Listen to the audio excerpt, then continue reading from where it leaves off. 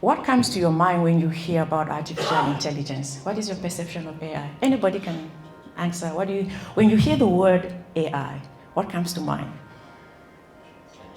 ChatGPT, all right. Terminator, I like that. What else? What comes to mind when you hear artificial intelligence? A little bit of Fear, rightfully so. Anything else? Speed. That's a good one. Your perception of artificial intelligence affects your relationship with AI. How you think about it affects you. A lot of people think about it as the enemy that's coming to steal their jobs. If AI is the enemy, you don't want to have anything to do with an enemy. Am I right?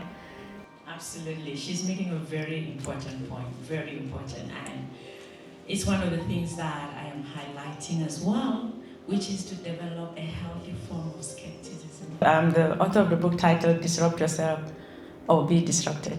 Anyone read the book before? You know what? My friends told me that I was very famous. Apparently they lied. I guess today when someone asks you if you have heard about Nicky Verd or if you've read her book, you will say, oh yeah, I was at one of the events where she was speaking. Okay, it looks like we're back.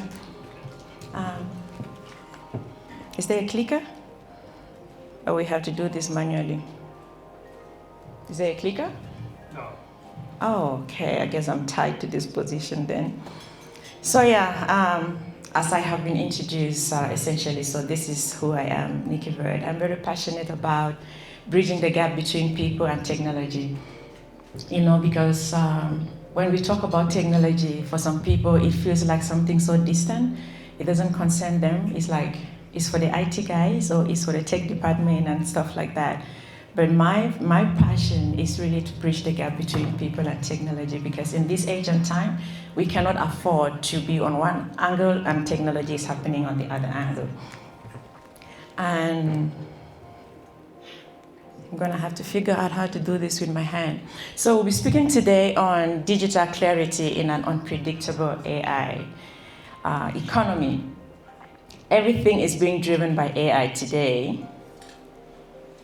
And it's a topic that is intimidating to some people, but it's no longer business as usual. Everything is being disrupted by artificial intelligence, by technology, by the new models that are coming into the market every day.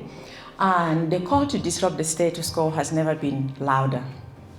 Does anyone agree with me on that?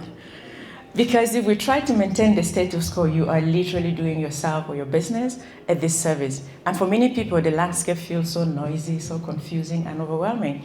I used to feel like that. But when you get comfortable with the idea that you need to start learning how to navigate this new world, it becomes easy. And so, the future doesn't come with instructions. Are there any parents in the house? It's like parenting, right? It comes with no instructions. It comes with no rules and what you should do, what you shouldn't do. You're figuring it out as you go. I recently was having a conversation with a friend. I was like, okay, I've heard that raising teenagers is hard. My son is now a teenager, and I'm like, whose child is this? Who is this in my house? Because the transition is completely different when they become teenagers from when they are babies. So there are no instructions to that. And I feel like it's the same thing that is happening in our world today. And this is not about chasing the latest tech trends, right? It's not about checking what new model is in the market and all of that. It's about finding clarity, strategic clarity, investment clarity, and most importantly, human clarity. Where do humans fit in all of this chaos, in all of this noise? What will be the future of humans? What will you and I be doing if AI takes over the world, as some school of thought believe? Human clarity is more important. Digital clarity is not about becoming a tech expert, because again, some people are like, that's not for me.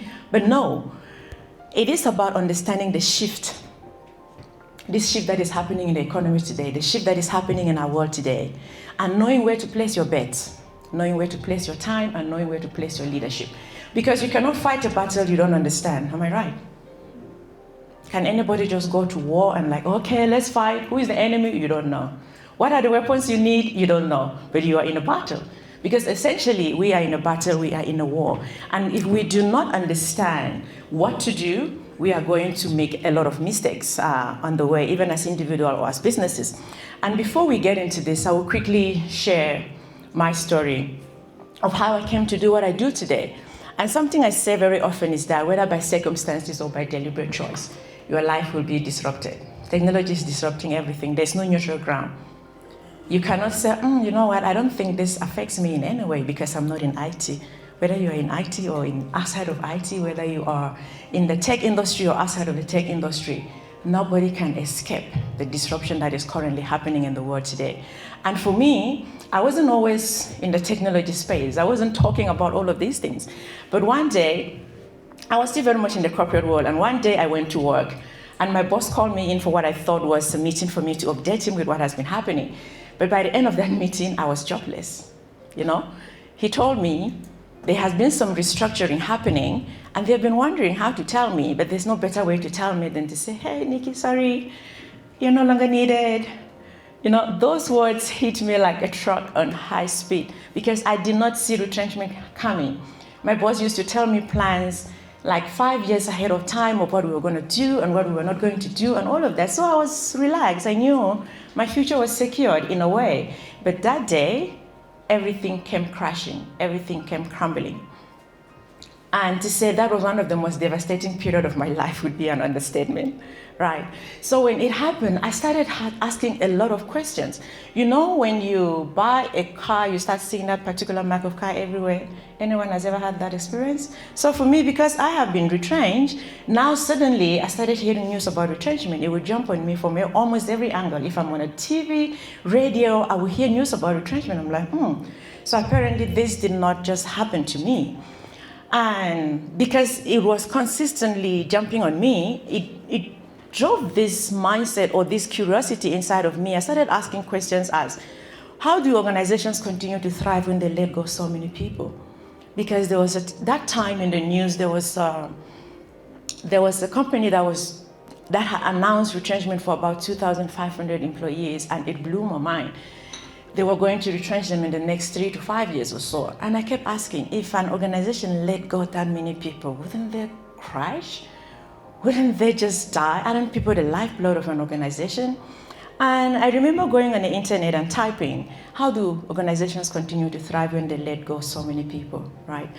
I think for the most part, I wanted to know how my boss was coping without me. Because it used to be like, without me, he couldn't really function. And suddenly I was out just like that. So I typed that question on Google, how organizations continue to thrive when they let go so many people. And it led me down a rabbit hole that I did not anticipate. And for the first time, I came across concepts like artificial intelligence, robotics, processes that used to be done by humans are now being done by machines or by software, and I was fascinated. And I thought to myself, there's an entire new world out here that I didn't even know existed. So mind you, I don't have a job. I'm jobless, so I have enough time in my hands. So I dug myself deeper and deeper into that rabbit hole, and I kept researching. I started writing about it on social media, the impact of emerging technologies in the world of work. Excuse me, not even thinking that anything will come of it. But then on social media, when you post something out there, you never know what can happen. Sometimes it takes a life of its own. And so people started asking me questions as though I was an expert in the tech space. I was like, you guys have no idea how clueless I am about these things. I'm just finding these things out, and they're so fascinating to me. So I'm putting them out there. But the more questions they asked me, the more I went back and did more research, and I became very fascinated by all of this. And at some point, I thought to myself, I think someone should write a book about this. But in a million years, I didn't think that someone would be me. I would be like, no way. You need to be really smart to write a book, right? And I'm like, no, I'm not the smartest person in the room. There's no way I can write a book.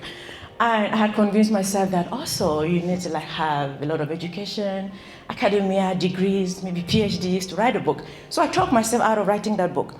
But when an idea has taken hold of you, if you don't do it, you sort of become miserable. So the idea to write the book will not leave me. I tried brushing it off, but it will not leave me.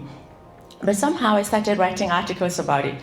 And eventually it became a book. And I thought to myself, what better title than Disrupt Yourself or Be Disrupted? Because here I was minding my business and my boss disrupted my life, right? Sometimes when I tell this story, people start feeling a bit uneasy, like, did they bring her here to prepare us for retrenchment? No, you can relax, all right? You can relax. Your jobs are safe for now. So, I wrote the book, and for me, the most important conversation that I wanted people to start having is to asking themselves hard questions, uncomfortable questions, right? Will I still be relevant in the next 3 to 5 years? How is technology changing my industry? Right? What are the new skills that I need, and how can I leverage technology to remain relevant? How can I use AI to solve existing problems or create new solutions in my field or in my profession? These are questions that I wanted people to start asking. Perhaps if I had asked myself these type of questions, I would have been more prepared for what was coming my way. So you ask yourself, what are the opportunities that AI presents for innovation within your industry?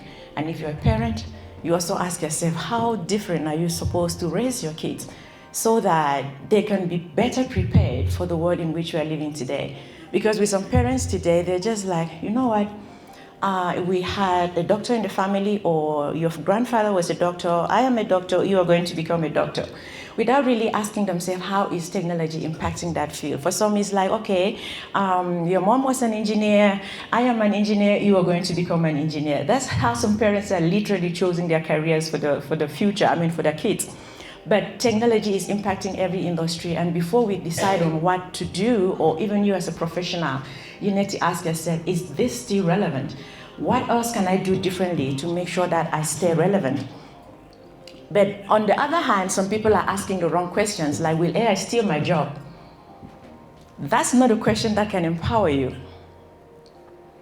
Will AI steal my job? The answer is yes. And then what? If you're asking those type of questions, you're asking questions that makes you depressed, makes you feel a lot of anxiety about the future and all of that.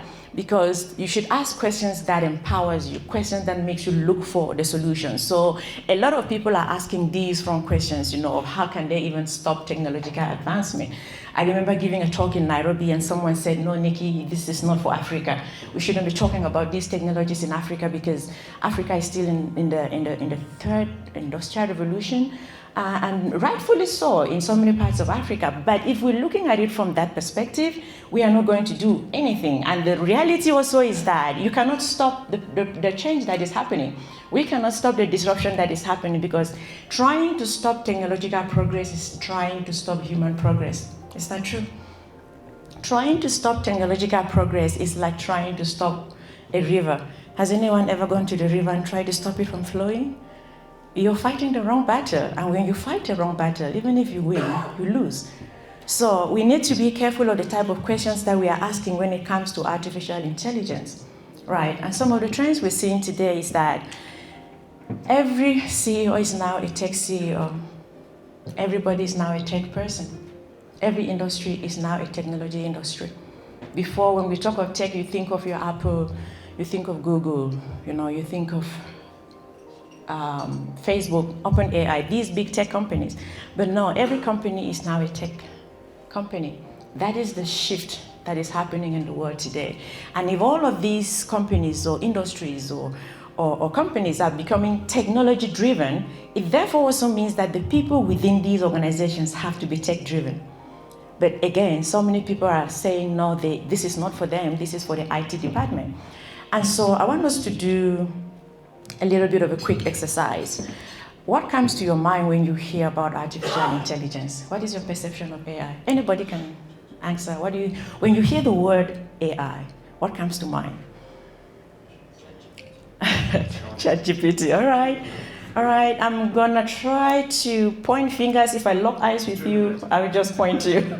Yeah, someone said ChatGPT. What comes to mind when you hear AI? Terminator. Okay, let's do one by one. Terminator, I like that. What else? What comes to mind when you hear artificial intelligence? A little bit of Fear. Rightfully so. Anything else? Speed. That's a good one. Anyone else? Come on, guys. What comes? DeepSeek. That's a good one. What comes to mind when you hear the word AI, artificial intelligence? Okay. So far, so good. Those are good responses. Fear is one of the big things that people feel when they hear artificial intelligence. And the gentleman over there said Terminator. which is a very good point you've made, but it's part of the presentation, we will get there. Because this is how people feel about it, but the point I'm trying to make here is that your perception of artificial intelligence affects your relationship with AI. How you think about it affects you. A lot of people think about it as the enemy that's coming to steal their jobs. If AI is the enemy, you don't want to have anything to do with an enemy, am I right? If you see me as an enemy, if I'm coming towards you, what do? You run off. Oh, there she comes, right? You see an enemy coming from that direction, you go the opposite way because you don't want to have anything to do with an enemy. My upcoming book is titled Humanity's Greatest Frenemy, because artificial intelligence is all of these things. It's an enemy and it's a friend. It's a double-edged sword. AI is not just one thing. But anyway, you wait for the book to come out. So it is very important for you as an individual to sit and ask yourself, what type of relationship or what type of perception do I have with AI? Because your perception of AI greatly impacts how you interact with it.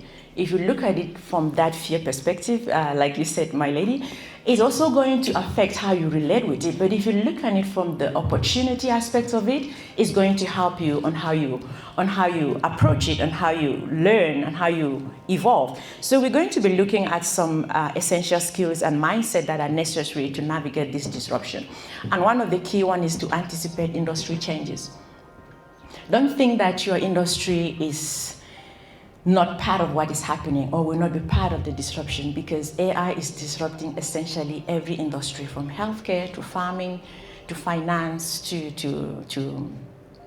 to retail, manufacturing. There is no industry that is being left untouched by artificial intelligence. So when you keep an eye out on how AI is transforming your industry, it is better for you. Understanding the direction in which your field is headed will allow you to anticipate these changes and position yourself accordingly. There are times where I give these talks and someone will be like, oh, Nicky, this is so overwhelming. Where do I start? I'm like, start where you are. What industry are you in? Ask yourself, how is AI changing my industry? You don't need to go learn everything about AI. You just need to learn, how is it affecting your particular industry? And what profession are you in? How is it affecting that particular profession? When you narrow it down to that level, it becomes easier for you to find the solutions or the answers that will help you navigate this change. The next point is to adapt.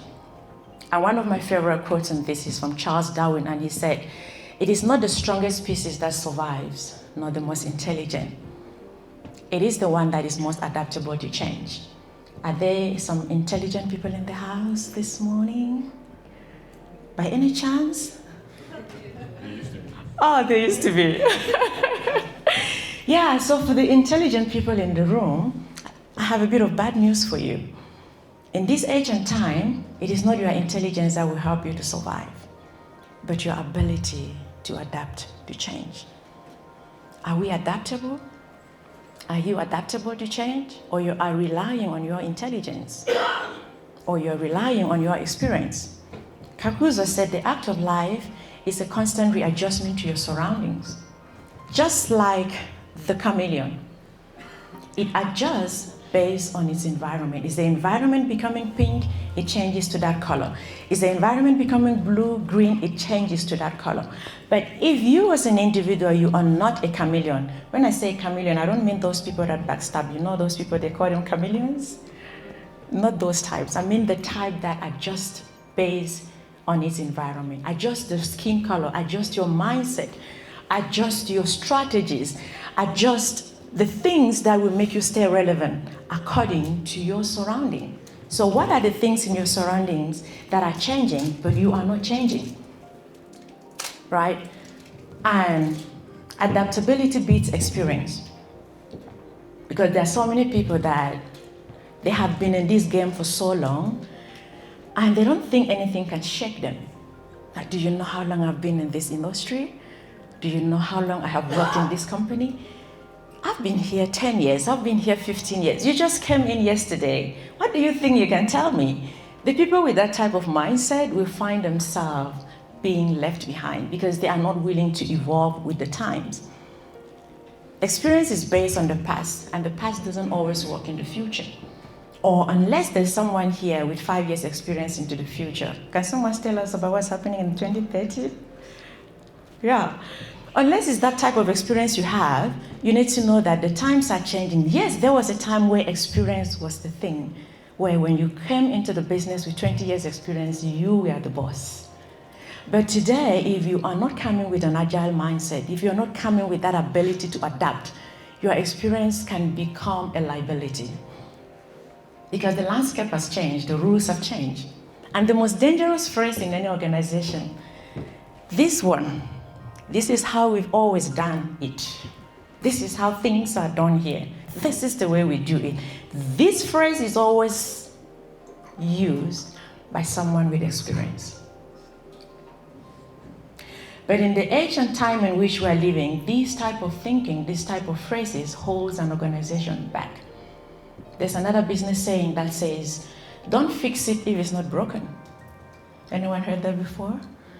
In this age and time, you better fix it before it gets broken. The best time to fix the roof is when the sun is shining. Don't wait till it starts pouring.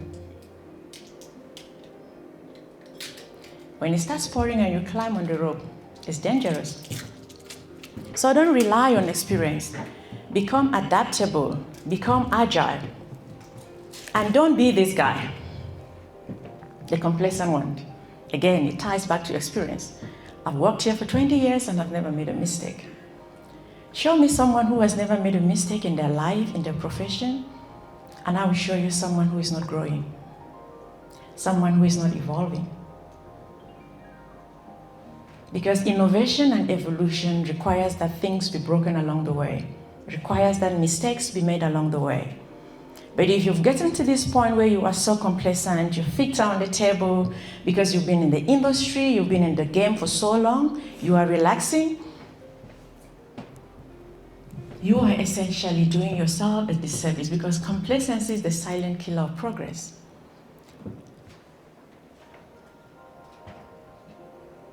People who are complacent, they don't want to think differently. They don't want to think outside the box.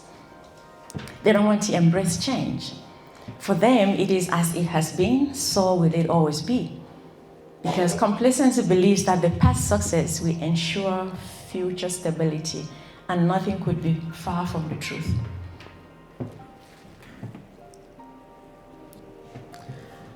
One of my favorite quotes also is from Arvin Toffler, and he said, "The illiterate of the 21st century will not be those who cannot read and write, but those who cannot learn, unlearn, and relearn."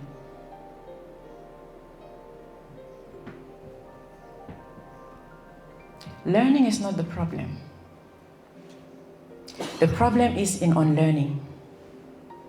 Because when something has worked for so long, and suddenly you're being asked to let it go, but you're like, this has worked. Why?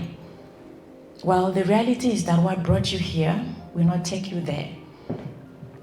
What brought the business to this point, there is no guarantee that it will take the business forward because the landscape is consistently changing, faster than any of us can keep on.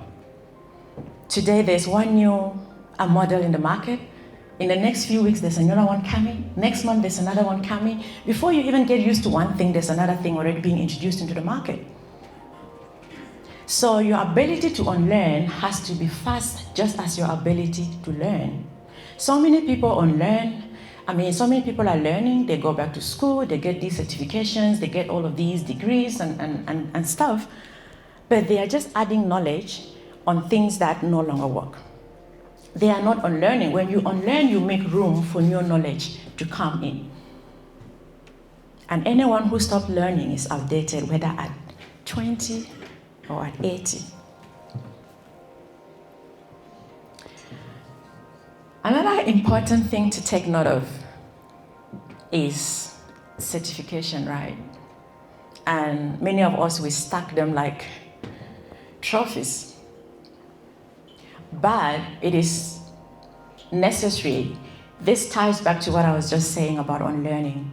Because upskilling doesn't always mean acquiring more degrees. Because holding on to your academic qualification in this new age and time makes you economically vulnerable. If we can even look back, the education system is not well prepared for the disruption that is happening in the world. So if you rely entirely on the education system, you are setting yourself a few years behind, because the system itself needs to upgrade to prepare people that are relevant for the future. So upskilling is not always meaning, oh, go back to school and learn. Again, when some people hear me speak, they're like, oh, there's that degree that I started 7 years ago. I kind of abandoned it. Maybe it's time for me to go and finish it up. No, hold on. Before you do that, ask yourself, is this particular degree relevant for the marketplace? Before you do that, ask yourself, it takes 3 to 4 years to complete a degree, right? How much change would have happened in the market in the next 3 to 4 years? By the time you start the degree and by the time you finish, it may be obsolete. So sometimes a 6-month course is much more relevant than a 4-year degree in the world we're living in today. Sometimes a 3-month course may be much more relevant. Sometimes even a free course on the internet will be more relevant than your 4-year degree. Because when disruption hits, people don't look for credentials. Like, where's the guy with an MBA? No, we don't do that.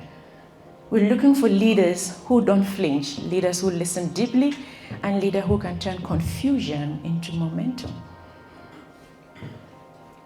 Leaders who can turn disruption into opportunity, and those are not skills that are taught in a classroom.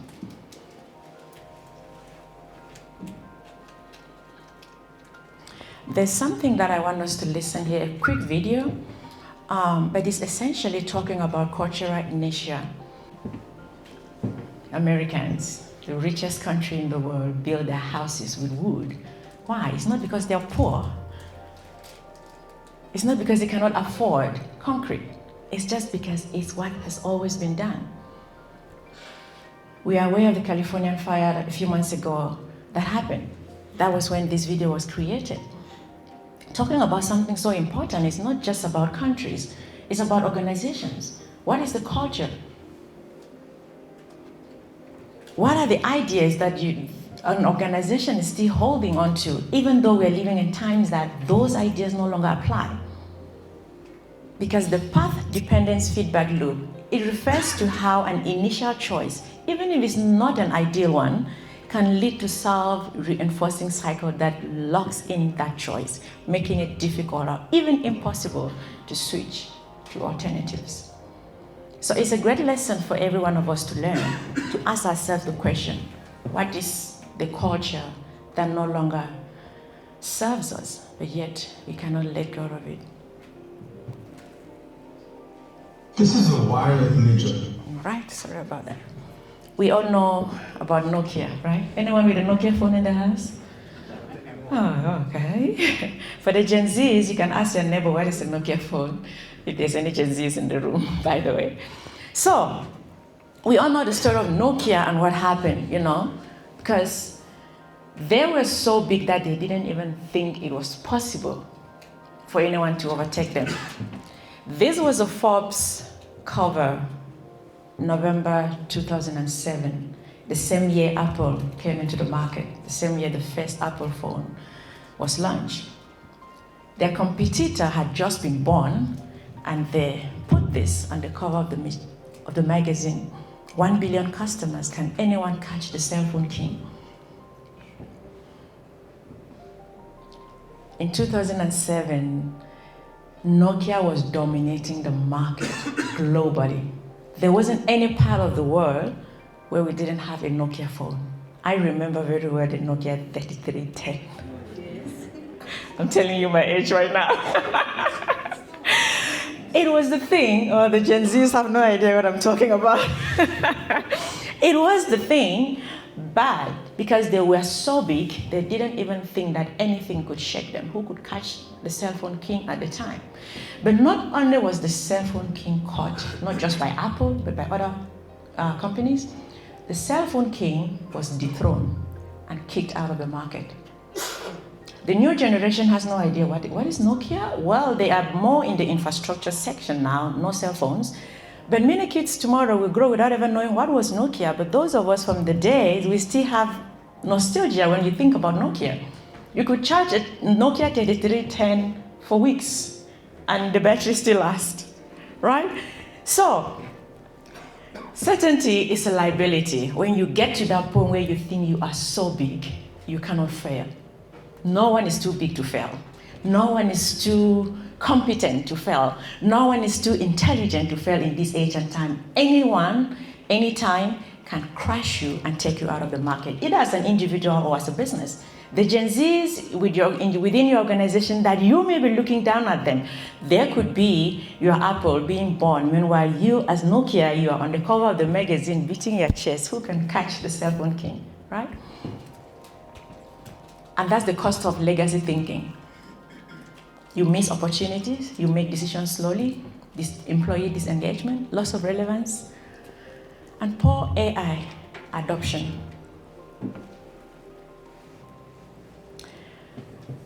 Another key thing is to not just focus entirely on your industry and what is happening, because your competition or your competitor can come from any part. Look for clues outside of your industry. Have a mindset that thinks beyond your profession. There are certain clues to your business or to your profession that you will only have them when you start looking outside to be like, oh, I think I can make an adjustment in this area because of 1, 2, 3. And we can look at these examples that I've listed here. We used to know Apple as, the iPhone, the Mac, and all of that, but Apple is now into finance. There's Apple Pay, there's all of that. It goes the same with Samsung, known for home appliances and cell phones, but today Samsung is in fashion. You hear of smart jackets, smart shoes, smart all of these things. Uber, known for its ride-hailing services, but they are now in food delivery, so your competition can come from any side, any part of the world. In this age and time, everyone is eating everyone's lunch. So if you are locked in direct within your industry, the person that will kick you out of the market could be operating entirely in a different industry. So expand your mindset. Go to events that have nothing to do with your industry. Go to events that have nothing to do with your field. In those events, there are clues you can pick from there that will help you navigate the disruption.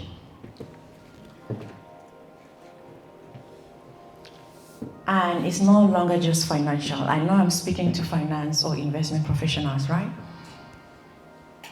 It's no longer enough to know finance and investment. You need to understand data fluency. Again, it goes back to the idea I mentioned earlier. Everyone is in tech, every company is in tech. Tech literacy and the ability to interpret AI outputs critically or data critically. Investment professionals are shifting from doing the analysis themselves to questioning the analysis. Because when the data gives you this output, as a professional, what you need more now is critical thinking, the ability to question, is this thing right? The output from AI that I'm having, is it the right one? And this is a key skill. Did anyone hear about the lawyer, the South African lawyer that was fined because they presented cases in the court that were fake? Yeah, I was in PE a few weeks ago and I gave a talk and someone asked me that question in the room and said, Nikki, when something like that happens, should we still be trusting AI with critical information? And my answer is yes, of course. In my opinion, that was not a software error. That is human error. Because whatever the data feedback you get as a professional, it is your responsibility to question that analysis. It is your responsibility to fact check. This output that I have from this system, is it accurate? Because AI can hallucinate and make up stories that are so convincingly sound right, but they are not right. So the ability as a professional for you to question any outcome from AI software or systems is critical. That's going to be a more critical skill than you doing the analysis yourself. That whatever feedback it gives you, you sit down with it, you question it, you fact check, you research before you submit it to be sure that this thing is right. And it doesn't just end there. Cybersecurity, reputational risk, algorithmic bias, data privacy, and digital fragility, all of these things matter. Don't just say, I'm under an investment. Cybersecurity has nothing to do with me. Oh yes, it has. It has everything to do with you. There was a story in Singapore recently where a scammer had called one of the finance professionals in the organization and said, we need you to transfer so and so millions to this offshore account because we're doing so and so investment. It sounded convincing from the CEO.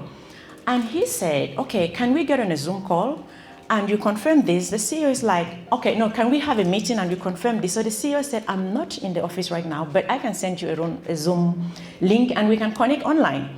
So this scammer, presenting himself as the CEO, sent a Zoom link, and on the Zoom call, there were two other executives from the company. And they had that meeting, everything looked legit, and they agreed on the amount of money, I think it was about 25 million USD, transferred to the offshore account, just for this finance guy later to realize that all of this was fake. The only real person in that Zoom meeting was the finance guy. Everything was AI generated. So you can't sit back and say, oh, this doesn't concern me. What has cybersecurity got to do with me? It has got everything to do with you. Because such a case can happen in your organization, especially if the people are not trained to understand that this is now the way scammers are operating. Because if everything is going digital, do you think that criminals will still be standing on the traffic lights trying to grab a wallet? They are also leveraging the power of AI and going digital. Crime as well is going digital, which is something that our police department has no clue how to handle this, but that's a conversation for another day. And this is not just in South Africa anyway, globally. Because what now constitutes a crime? How do you investigate such a crime? So AI is disrupting the world so much that even the laws around crime needs to be redefined. So you as a professional not having the understanding and the knowledge that criminals are also digitally operating now, and you think, oh no, I'm just a finance guy, I'm just an investment guy, none of that concerns me. Every of it concerns you. Data, you need to understand how it works. Cybersecurity, you need to understand how it works. Again, it's not something that is just for professionals, right? And so, adopt a cross-disciplinary mindset. Silos are a thing in many organizations. Okay, this is marketing, this is finance, product development, investment, and no one is talking to each other. We cannot afford to function like that. You need to adopt a cross-disciplinary mindset where you understand what is happening in other business units of the organization. This doesn't mean that you become a master of everything.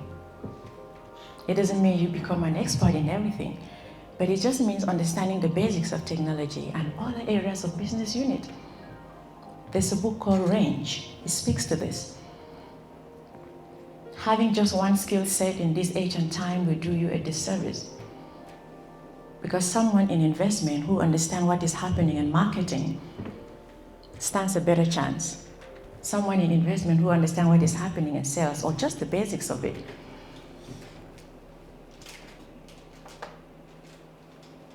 So it is important that you ask yourself, are you relying entirely, having this narrow mindset, or just entirely on the job description, where you're like, no, if it has anything to do with marketing, don't come to me. That's not my job description.